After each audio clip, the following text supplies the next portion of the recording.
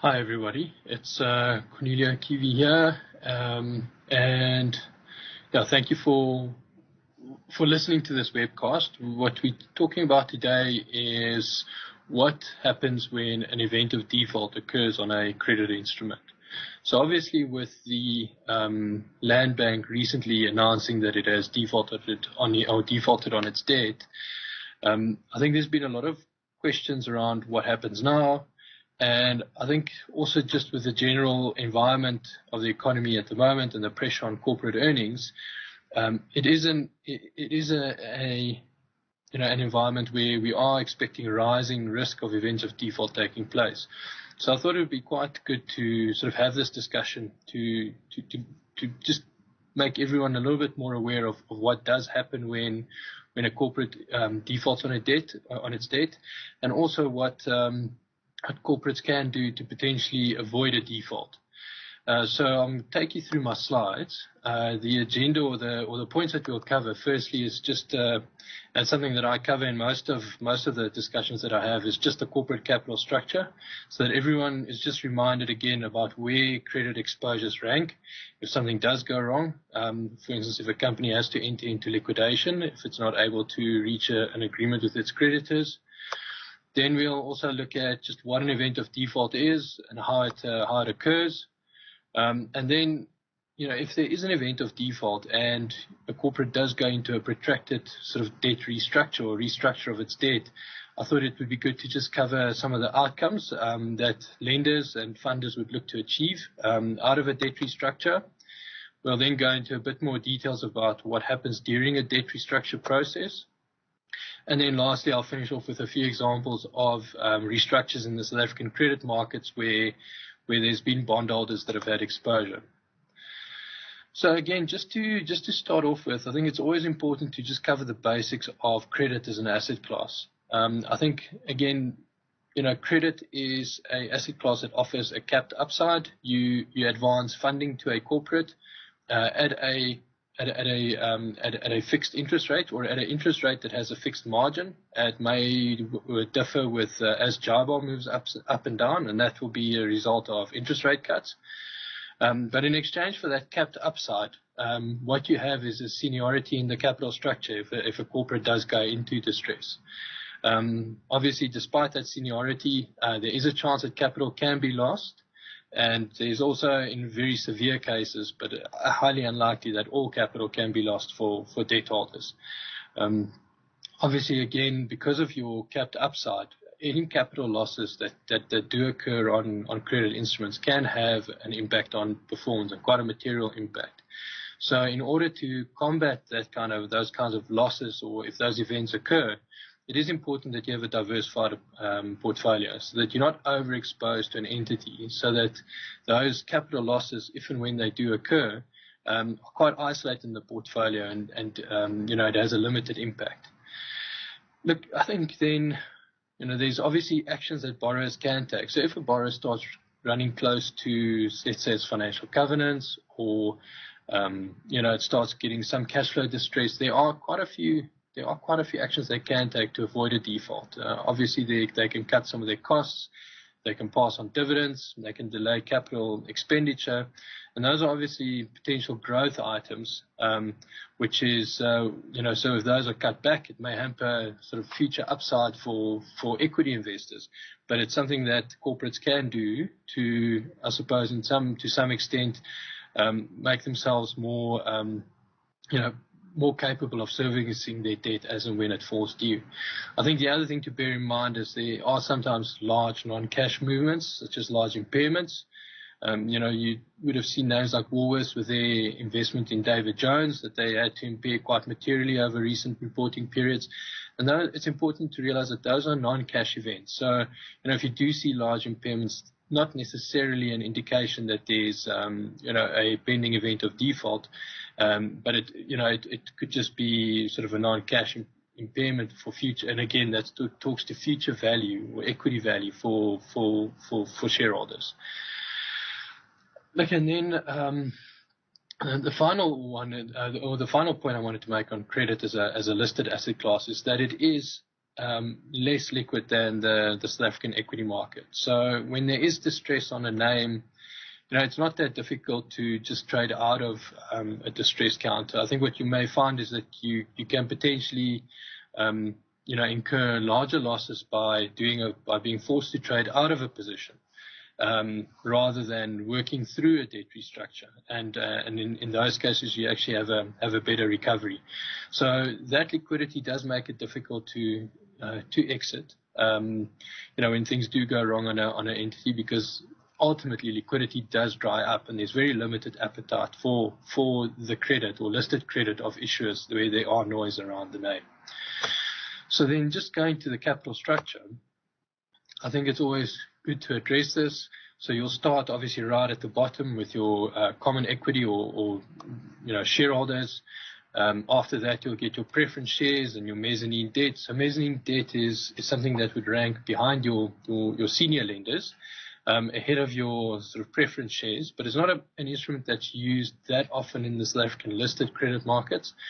But it is something that is there. But I suppose it does show that the capital stack, or I suppose the corporate structure of a company, can be quite complex. But it's important to realize then that if you are a senior lender, if you are unsecured, you will rank top of the pile if there are no secured lenders in a company. But you will rank alongside the normal trade creditors of a business. So all the senior unsecured creditors would rank on an equal footing. Where a company does raise secured debt, those lenders are the most senior ranking, because what they would have, or secured lenders would have, is that they would have physical assets that are ceded or pledged to them. And what those lenders in a liquidation scenario would be able to do is obviously sell those assets, realize proceeds from that, and have first right to those proceeds to settle their claims. If those lenders are not fully settled from the assets that they have preferential right to, they would then drop into the pot of senior unsecured creditors for the balance of the claim outstanding. I think it's important to note that with quite a few of the listed South African corporates that issue listed credit, there are actually very few of those corporates that have senior secured lending. So most of the bonds that rank as senior unsecured would sort of rank alongside, I would suppose, the bank funding that those corporates raise. But there may be cases where security is provided to other funders, and then they would have, obviously, they would have to look at the unencumbered assets, or the assets that are not pledged to those secured lenders for their recovery. But any proceeds that come from a liquidation would then go to those senior unsecured lenders from the unencumbered assets. Okay, so moving on, events of default. I've had a lot of questions around, what happens when an event of default occurs. But I think what's important is first to just understand exactly what an event of default is. So an event of default, or I think to start off with, is any credit agreement or any debt instrument is governed by a set of legal agreements. So that could be a loan agreement for loans from banks, etc.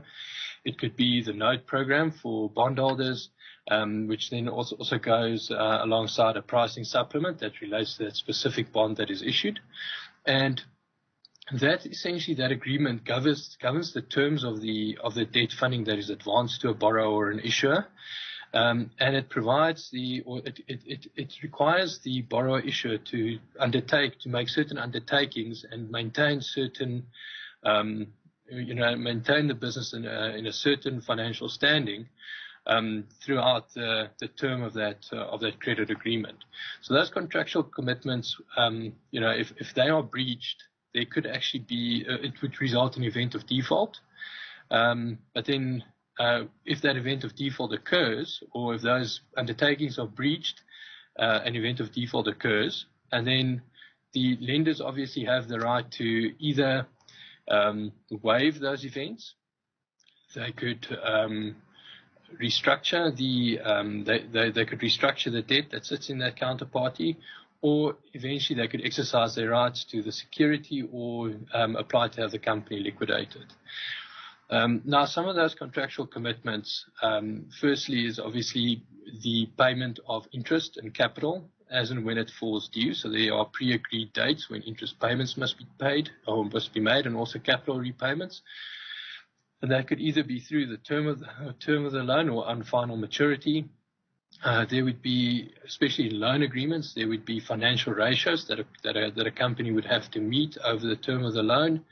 The most common of those ratios are leverage ratios, such as your debt to EBITDA, and then also some of your more of your debt service related ratios, such as the interest cover ratio or a debt service cover ratio, which really speaks to the ability of the corporate to generate earnings in order to service its debt obligations.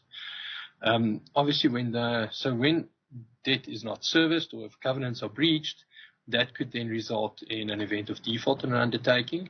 And if it's and what you have then is where lenders, and I think this is where the land bank is quite a good example. So there may have been financial covenants on some of the loans the land bank had, and there were some payments that needed to be made, and those payments were not made when they fell due.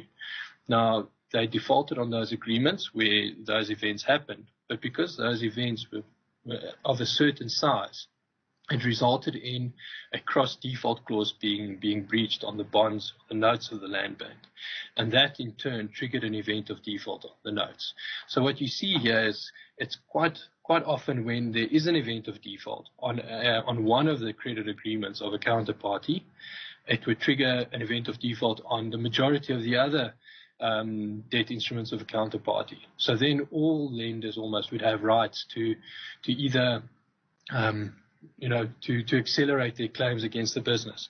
So what that would mean is that the lenders of those underlying loans or bonds where there have been defaults could actually go and demand payment immediately from the counterparty or the issuer.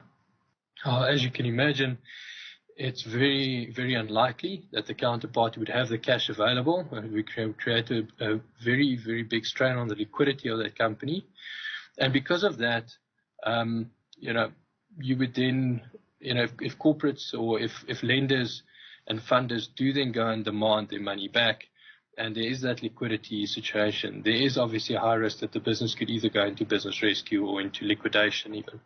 Now, we found that in the South African market, and we found that recoveries where lenders are willing to work with the company and restructure the debt, your recovery often is much better than what it would be in a liquidation scenario.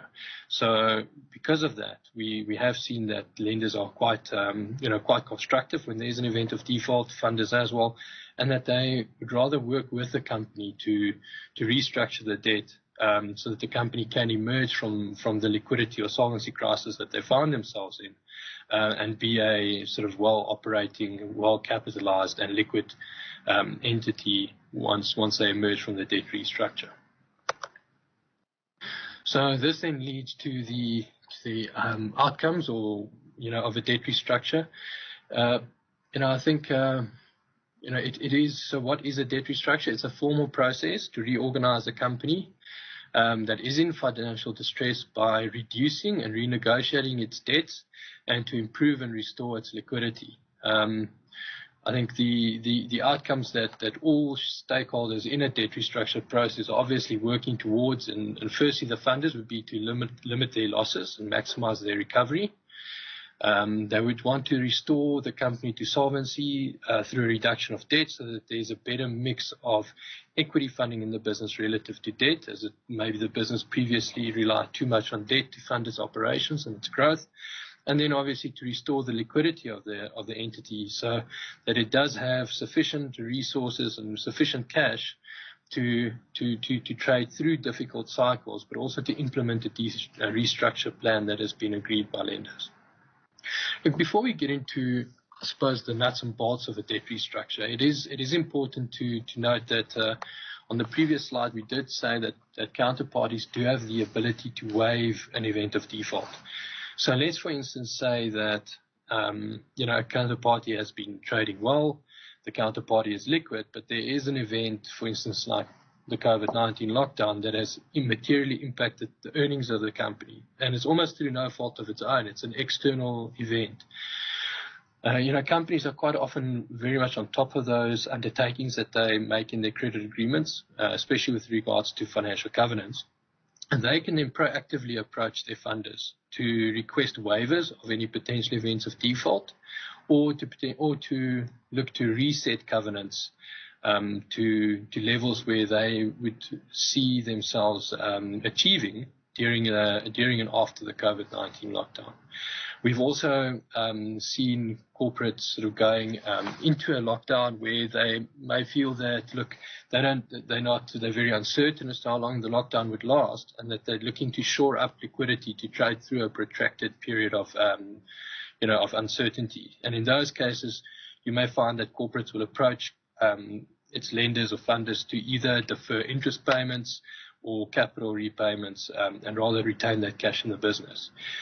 If creditors or funders are comfortable that that this entity is impacted by external events, that the entity has also taken sufficient action from their side to conserve cash, to reduce costs, for instance, then you would find that lenders may favorably look at those requests. They would possibly waive those potential events of default, and then instead of a situation like what occurred at the Land Bank, where a hard default actually materializes, the company would then have the ability to defer its interest payments, and it will not result in an event of default. Or the company would not achieve its initial financial covenants, but it would still not be an event of default, and the company will trade on without entering into a formal restructure. And to be honest, in many cases, that will be the way that lenders will approach this, because they do understand the counterparties, and they would understand the underlying reasons for the requests. However, if it is if it is a material issue that is developed inside a company, and there's a fundamental issue with liquidity or solvency, then what you will find is that the funders and the lenders may not grant that waiver, and or that they require a restructure in any event, regardless of the waiver requests, or if an event of default occurs. And that's when you go into a debt restructure, which I've outlined on the slide we see here. Now, when you look at a debt restructuring, there's quite a few layers to it.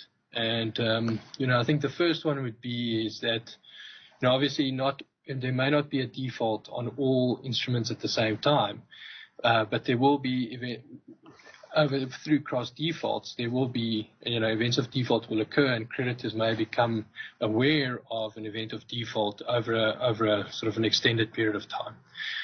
What will happen there is that all the creditors, all the funders will engage with the counterparty to understand the underlying causes of the event of default. So, for instance, is it something that impacted revenue?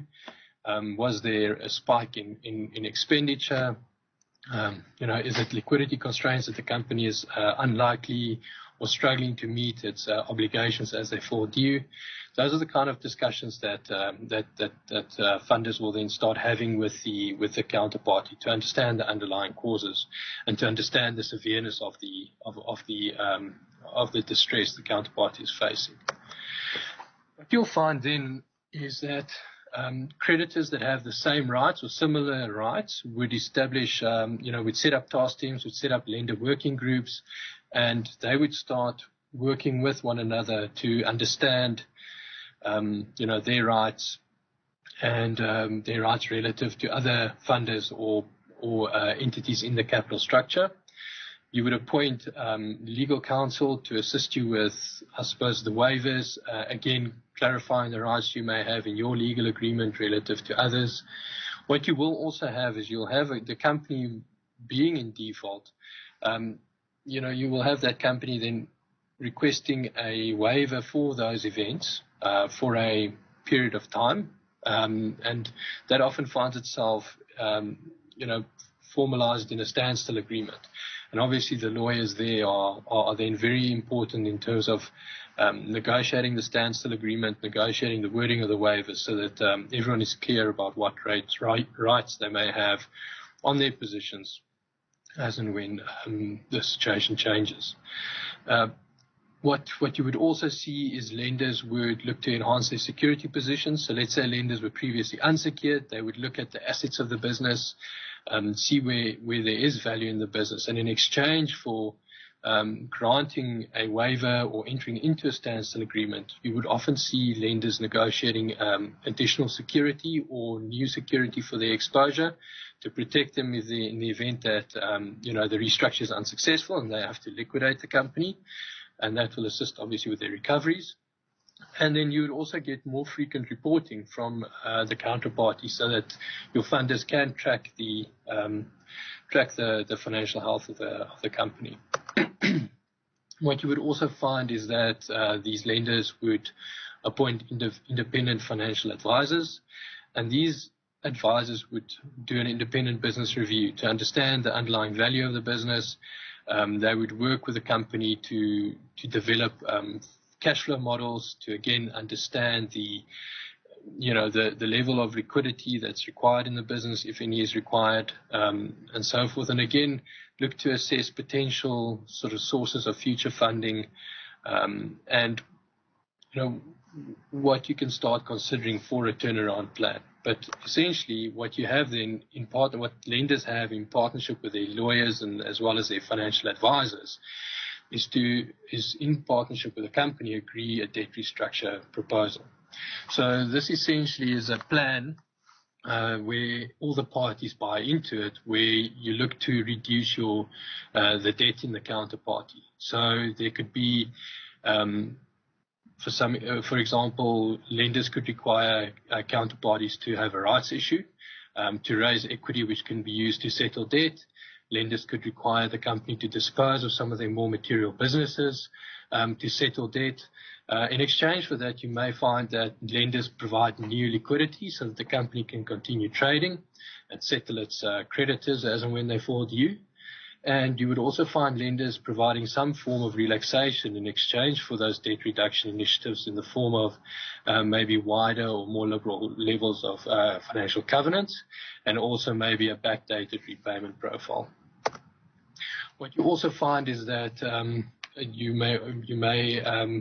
lenders may require the company to appoint someone to provide additional capacity to management to implement and execute the debt restructure plan, but also to make sure that the ongoing financial information that may be required from lenders is produced and provided to lenders to their satisfaction. And then obviously, the key outcome here or where everyone would want the company to end up is obviously being a financially viable, solvent and liquid business, and also for funders to get their initial capital outlay back. And that really is, this sort of wheel that I've taken you through is quite often the process we do see South African lenders take. They tend to be constructive, and rather than immediately looking to demand to exercise their rights when an event of default occurs. So I think it's always good to look at a few recent examples. These have probably been discussed ad nauseum. People are probably tired of these names and may think it's quite dated, but I do think these examples are very pertinent to the situation we face today, because these are counterparties that had, quite quick levels of, or it was especially in the case of Steinhoff, there was quite an abrupt event, such as a material breakdown in governance, which led to events of default in the form of covenant breaches, etc. Obviously, with a management team being compromised due to the weaker governance, there was a lack of trust between funders and the counterparty itself. And even in a situation as dire as that, you could see that the lender group or the funders of Steinhoff acted in a responsible manner to try and maximize their recoveries. And I think that hopefully provides some context where a company, let's say there is an event of default on a company, but the corporate hasn't behaved in a manner that would break down trust between its lenders. I think funders are even more likely to act in a responsible manner in working with the company to maximize recoveries and see the company emerge as a solvent and liquid business post the restructure. So let's start with Steinhoff. Obviously, we all remember the governance issues that arose on that company. I think the reason lenders, or especially the South African lenders, were comfortable to work on a debt reduction there was their position relative to the other funders of Steinhoff. So the South African funders of Steinhoff, their lender or the borrower in the exposure was Steinhoff, was the South African business of Steinhoff. It had a guarantee from Pepco at the time, and it also had a guarantee from the entity that owned some of the listed shares that Steinhoff had in other counterparties such as PSG and CUP, and as I mentioned previously, Pepco before.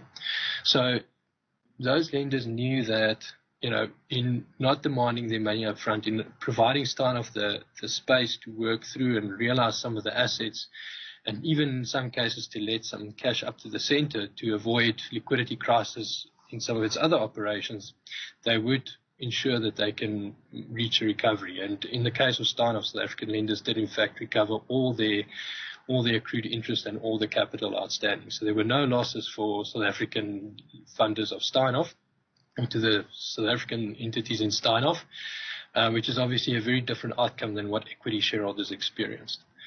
The other explanation is African Bank. So we all know that African Bank experienced some material liquidity requirements, and they eventually ended up going into restructure. Now African Bank had a different capital structure to Steinhoff, where they had senior unsecured lenders, they had subordinated lenders, and then obviously they had the shareholders. When Steinhoff was restructured, or when Steinhoff was emerged from curatorship and the Good Bank was established, which is still African Bank today, what we found is some of the claims of the senior unsecured lenders were transferred to, or some of the claims were settled on day one, and then a balance was transferred to the Good Bank and a balance was left in the Bad Bank. And the same with the subordinated lenders. However, if you took into account the exposure that was transferred to the Good Bank, as well as the day one cash settlement, the senior unsecured lenders of Steinhoff got back 90 cents in the rand, with the other 10 cents sitting at the Bad Bank, and while the subordinated lenders got approximately 30 cents in the rand back, and the balance remaining in the Bad Bank. What we did see, though, subsequently, is that African Bank has been able to settle its debts as they fall due, but even on the Bad Bank, or what they call RDS, there's been collections on those books, and there's been settlements of those claims that actually stayed behind, and what people potentially saw as losses on day one have also been recovered. So you can see that there is there is a track record of successful restructures in South Africa where the capital structure is held, but also where you can see that recoveries for people high up in the capital structure is better than is better than the people that took more risk in return for higher reward. So hopefully that gives you a bit of a sense of how corporates would act, how lenders would act when an event of default comes about. And you could, it gives a bit more comfort around the process. I know there are some questions we're going to take now, but yeah, so feel free to send through any questions, and hopefully we can address some more of your concerns, which we may not have done in the presentation. Thanks.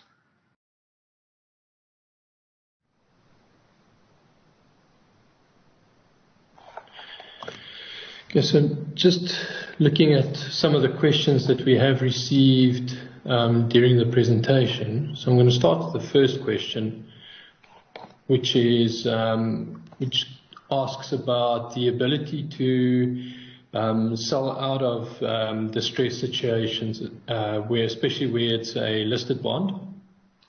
So just under those circumstances, I think what we have experienced in the South African market is, and I think I referred to it earlier, is that at the best of times, the South African market is relatively illiquid in the credit space compared to the equity market or government bonds. So, I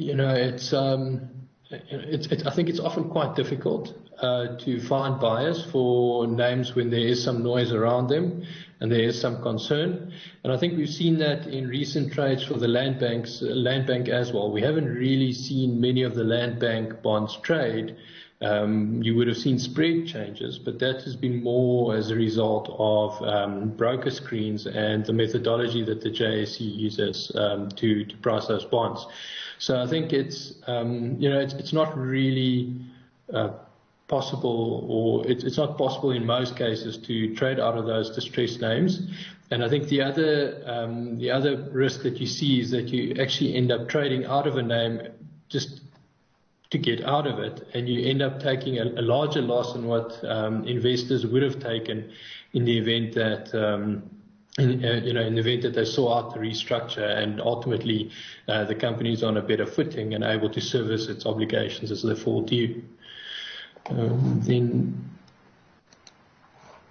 the next one is just around what happens if one funder in a debt restructure attempts to negotiate a preferred position to other funders during those negotiations.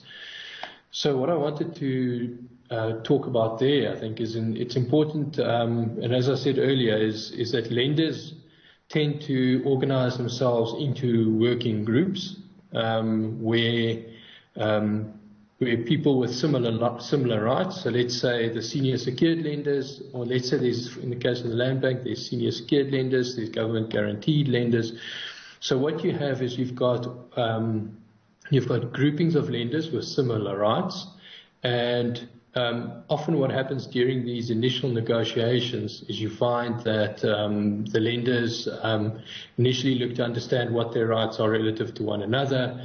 And what you can then do is ultimately you would find that those groupings converge as lenders understand their rights, and also as you get closer to sort of finding a solution and getting a debt restructure plan implemented.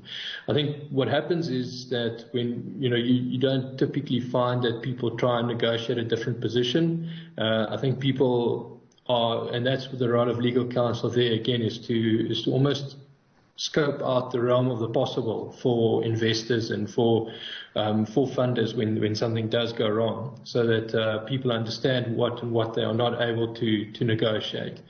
Look, it is a give and take process, but I do think if one person does accelerate, I think you find that many other creditors will follow, and you'll then go into potentially a liquidation scenario, or you would just find that the company would apply for business rescue to protect itself from creditors.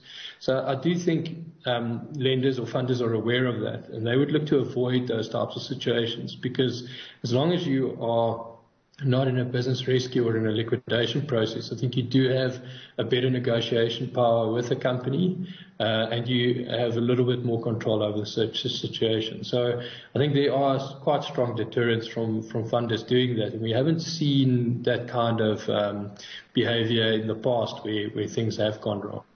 So I'm just going to see if there is any other questions. You can just bear with me.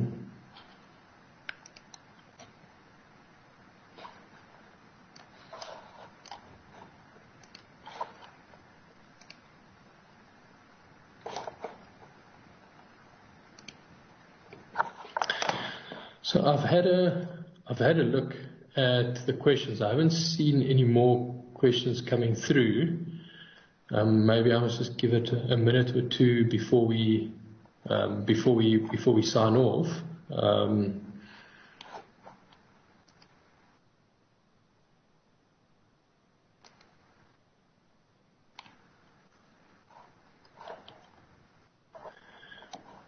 But I think I haven't seen anything come through. I think what you should always remember is that we are available to investors if there are concerns, if there are any questions. We're always happy to answer those and address those concerns to the best of our ability. And I think the other thing that I wanted to close off with is that all the decisions we take is ultimately for the recovery of capital of investors. And we look to protect those rights of our investors to the best of our ability and at all costs. I'm just going to refresh again, but if there is nothing else, maybe we should close off the webinar. And again, thank you for your participation. But if there are any follow-up questions, very happy to work with. So I see there is a question that's come through. It was around opportunities in this market. Look, I think most people are currently taking the view that it's very uncertain. There are, and we're not quite sure what the outcome of COVID is going to be on corporate earnings. I think in general, what we have seen to date since March is that we have seen some bonds marking to market and spreads being shown that is wider than what we have seen. So I think if you have been following credit markets for the last 3 years, there has been, or more than 3 years, there's been a steady downward trajectory in credit spreads. So what we have seen subsequently is we've seen corporates raise some funding at, in normal times you'd probably see them as attractive. I think you would have seen MTN issuing commercial paper a couple of weeks ago at Java plus 200. Now that is, quite high for what we've seen in the 12-month space. I think there's also opportunities for investors that do have some liquidity, that they can take advantage of opportunities to potentially source some high quality credit at wider spreads than what you have been able to do so historically and lock some good spreads in. We've also seen that corporates and some of the larger issuers are looking to issue, let's call it medium-term type instruments, somewhere between 1 year and 2 year space, at margins that's approximately 30 to 50 basis points wider than what they did before lockdown. So I think if you do have limited requirements for liquidity in the current environment where the market is relatively illiquid, but you have the capacity to deploy, I do think there's an ability to lock in wider spreads. And I think that is going to be important from a total return perspective, just given that JIBAR, which is the benchmark rate against which all credit spreads or which floating rate instruments are priced with the credit margin, has been coming down in line with the interest rate cuts by the Reserve Bank. So I think it is important to realize that running yields on credit funds and credit instruments are going to be coming down just because of the benchmark rate coming down. So it may be an opportunity to try and lock in some more attractive returns going forward.